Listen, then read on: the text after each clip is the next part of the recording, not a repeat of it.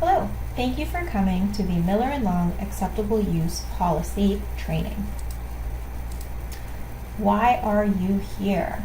Well, you have a Miller & Long email address and or use a device that is partially or fully paid for by Miller & Long, which means that you could potentially cost Miller & Long $4 million. What do I mean by that?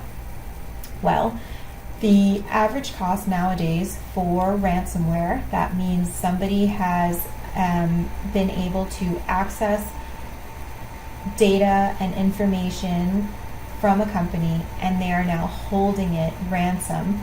The average cost is now $4 million.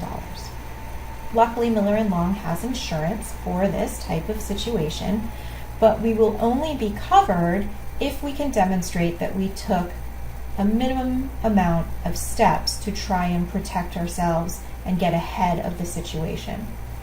For example, just to give you guys an idea, the number of total threats over the last 30 days was 14,582.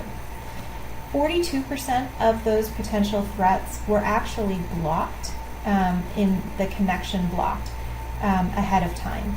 8% was spam, and just under 1% were fraud and malware.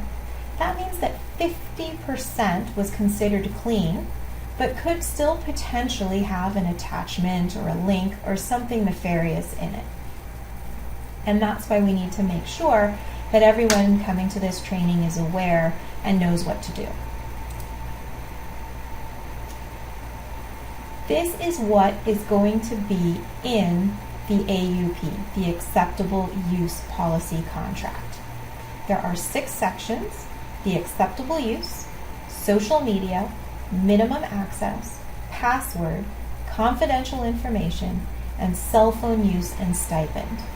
We're going to go over these 6 sections now. All right.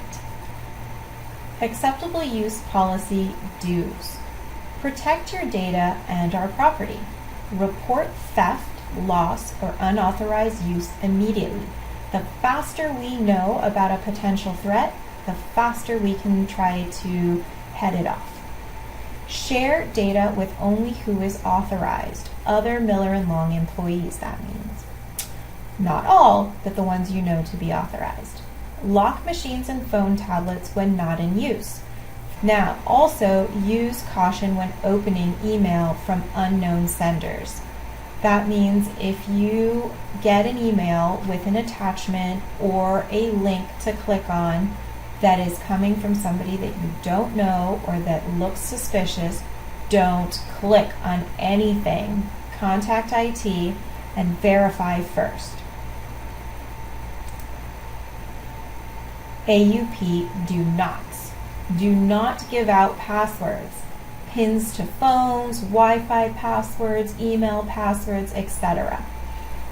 I know it can be really easy to just tell an intern or somebody that's passing through, oh, here, just use my login so that you can get access to whatever it is that you need for this quick little task.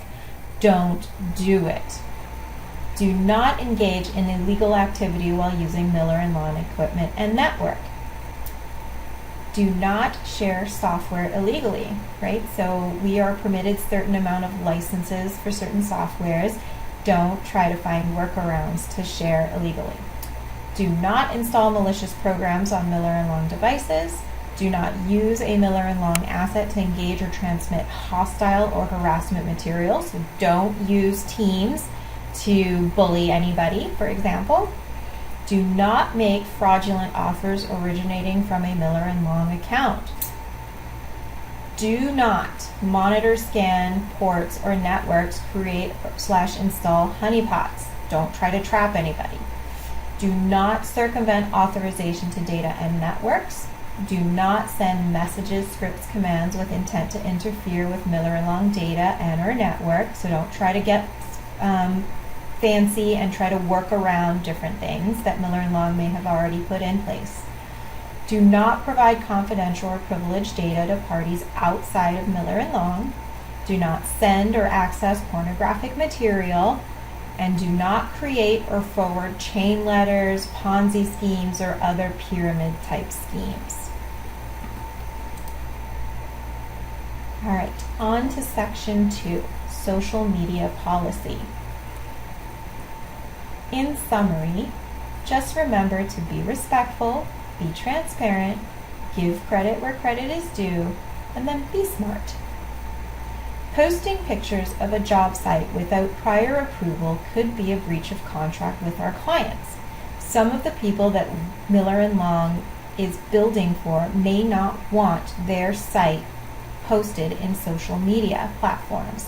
Please make sure that even though you're very proud of your work or you want to show progress of what you've done, that you're not posting pictures in social media without prior approval. Do not post intellectual property and confidential data on personal social media accounts. Avoid discussing company-related information with people outside of Miller & Long. Avoid sharing abusive, offensive, and/or slanderous content. Adhere to financial disclosure laws. And we respect your right to post your opinions on your own social media network. But if Miller & Long is tagged, right, so if you put that little hashtag and write Miller & Long in there, we expect some care to be exercised.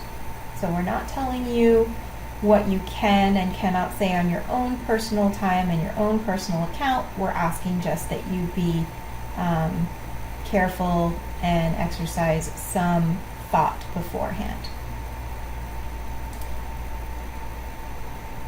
Our minimum access policy. Miller & Long gives minimum access to files and directories like personally identifiable information of employees, contractors, internets, etc.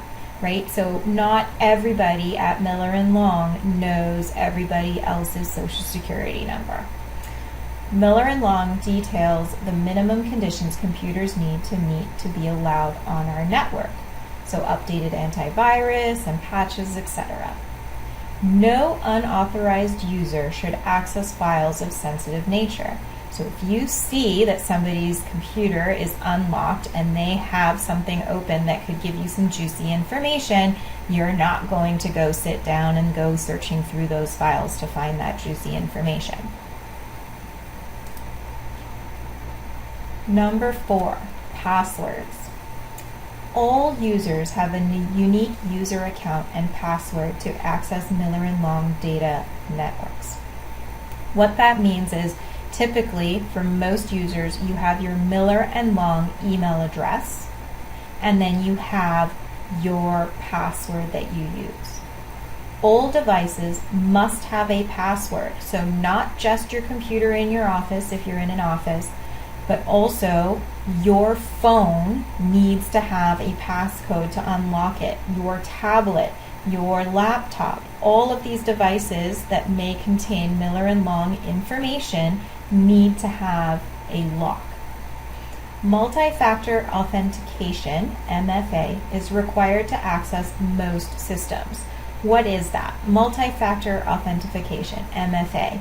When you log in, you have to use your Miller & Long email address followed by a password that you created. And then it will ask you a security question. That is your multi-factor authentication. Never write down your password or PIN. Okay, I know it's tempting. You have a ton of different types of passwords to remember. Please, please, please do not write it down on a piece of paper. Contact IT if you believe a password has been compromised. Do not share your password or PIN. And use a password management program like Bitwarden or LastPass. So if you know that you have a million different types of passwords and there's no way you're going to remember all of them, instead of writing it down on a piece of paper, you can use something like Bitwarden or LastPass. And if you'd like, you can call IT or open a ticket and ask them to help you set that up. Okay, password requirements. When you first set up your password, you are advised that your password is going to expire every 180 days. Your new passwords can't be the same as your previous 4 passwords, so you can't keep updating your password to the same password over and over again.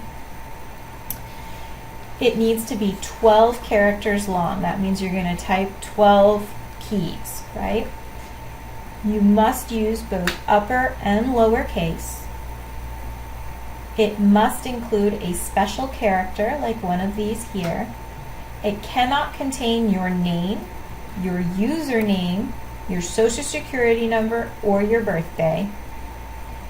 And we also encourage you to try to use paraphrases. So paraphrases are a quick way to try to remember a password. For accounts will lock out a user after 6 invalid attempts within 30 minutes.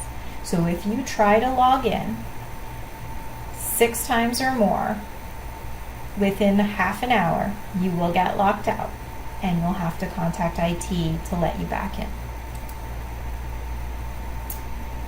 Confidential information policy. This big chunk of text here is a direct cut and paste from our acceptable use policy, and I'm going to read it now to be clear.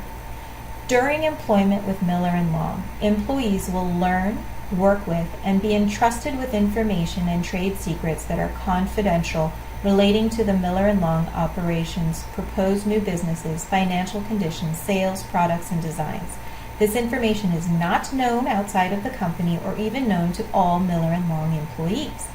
Examples include financial information, costs, business projections, marketing plans, customers, suppliers, employee personnel information, designs, composite sketches, and any information that is marked confidential. Keeping this information confidential is necessary to ensure our success. Because this information has substantial value to Miller & Long, all employees must exercise the highest degree of care not to disclose any confidential information.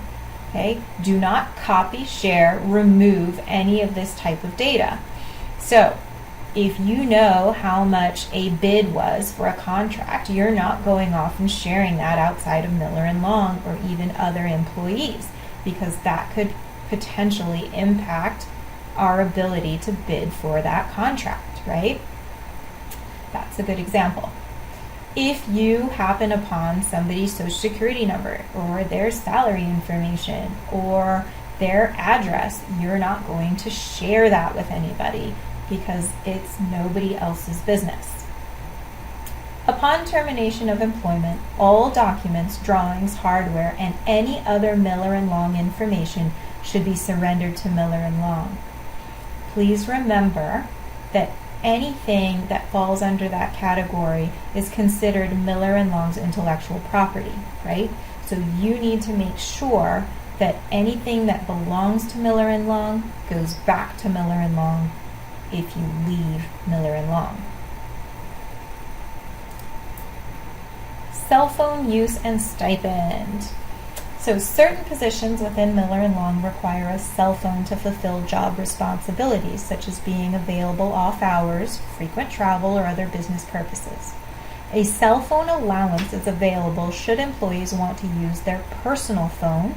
A form needs to be submitted and supervisors must approve. The stipend dollar amount should cover employees' necessary business-related expenses for an unlimited data plan, right? So if you choose to use your own phone, your own device, you don't want to get one issued to you by Miller & Long, you can get a stipend, and that stipend should cover what you would need for unlimited data.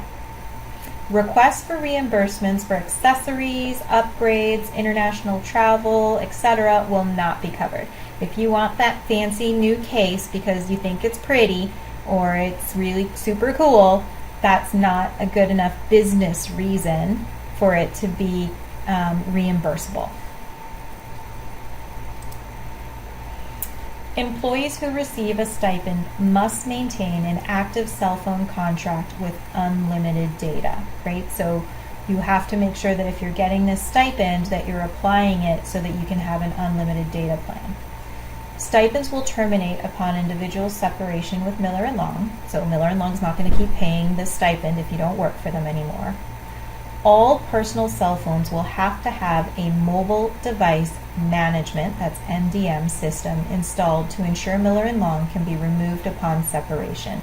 The MDM can activate/change the screen lock should the device be lost or stolen. Only Miller & Long applications can be removed through the MDM. What does that mean and why? Well, if you go out for coffee or you leave your phone somewhere in the bathroom, on the table, at the counter, and you walk away, and when you realize what you've done and come back, your phone is gone, whether it was a phone that was issued to you by Miller & Long or it was your personal device that you are using partially for Miller & Long work and you're receiving a stipend for that, you need to contact IT immediately in order to let them know so that they can use the MDM to lock that phone. They can also then take the time to remove any Miller & Long applications from the phone. Any contravene or bypass of MDM will result in termination of the stipend and or disconnection from corporate resources, right? So don't try to find a workaround for the MDM, because if you do and you get caught, then you won't get the stipend anymore for you to use your personal device. Ramifications and auditing. IT will be monitoring network and systems for threats. IT will be installing a mobile device management, MDM, on Miller & Long cell phones, tablets, and personal devices to lessen threats. IT will be testing passwords for complexity and sending out phishing campaigns. There may be exceptions to these policies, but they must be approved by IT in advance. So these are all the things that IT will and must do in order, once again, as we started at the beginning of this training, and I explained, in order to protect ourselves and be in compliance with our insurance, so that if something should happen, we will in fact be covered. An employee found to have violated this policy and exposed Miller & Long network or data at risk may be subject to disciplinary action, up to and including termination of employment. An investigation will be made prior to any action, right? So if you make a mistake or if you intentionally endanger Miller & Long's information and systems, that will be determined after an investigation. At the end of the investigation, that is when action will be taken based on the results of that investigation. I hope that this helps clarify what is required of all employees with a Miller & Long email address and a Miller & Long device that is either fully or partially funded by Miller & Long. Now that we've completed this training, you will be asked to go into Workbright and sign the AUP Acceptable Use Policy form. Thank you for your time and have a great day.